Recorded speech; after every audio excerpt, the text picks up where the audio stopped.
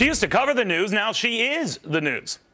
Personally, I cannot be part of a network funded by the Russian government that whitewashes the actions of Putin. I'm proud to be an American and believe in disseminating the truth, and that is why, after this newscast, I'm resigning. And with that, Liz Wall was out. And a Russian-backed news network was scrambling, officially saying there are better ways for employees to air their grievances, preferably not on air. It's all a moot point because, as I said, Liz Wall isn't on air. She's on our air, here to explain why she took herself off their air. Liz, welcome. Already, the critics are coming out saying this was a publicity stunt. What do you say? They're coming out as a publicity stunt. I mean, if telling the truth is a publicity stunt, then whatever it is, call it what you want.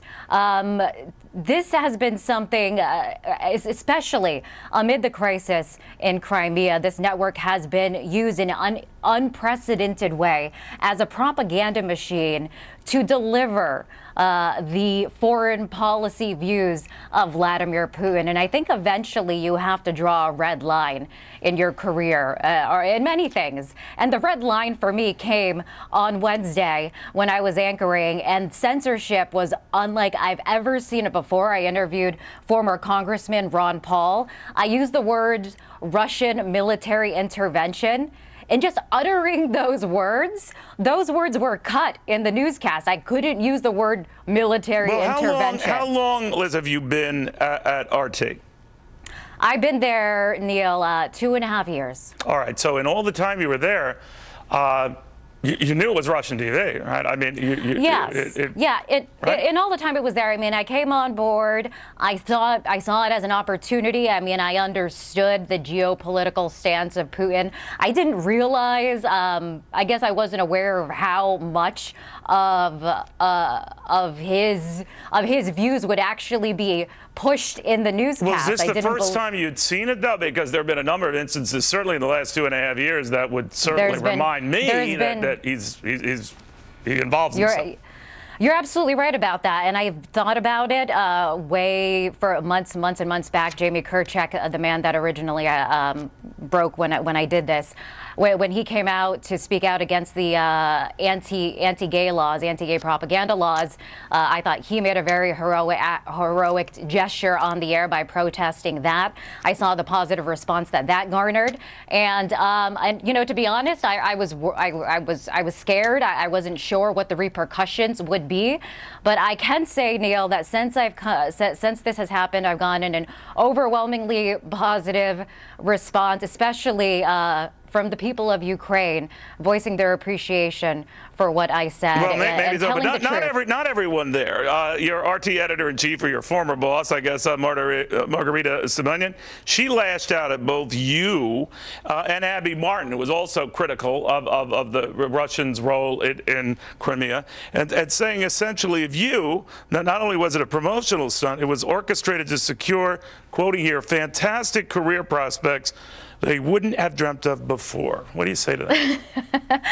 Neil, to be honest, I didn't know what was going to happen. I knew that this was the truth, and I knew that I had to do it on air because our viewers, and it's interesting because RT does have a following. It tends to be a kind of fringe following, and people actually believe what's being said on air here. And right now, as we're approaching a possible Cold War, as the world is escalating possibly to that point, we have this war of words.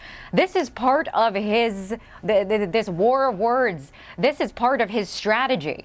And I think our viewers and the world needs to know exactly what this network is about. It's about promoting Putin's policy. I guess this editor, this Margarita Simonyan, had offered, even in the case of your former colleague Abby Martin, go to Crimea and see for yourself what's going on there. She declined. I don't know if the same offer was made to you, but they feel that this is the kind of stuff that you should discuss privately. You chose to do so on air. Why?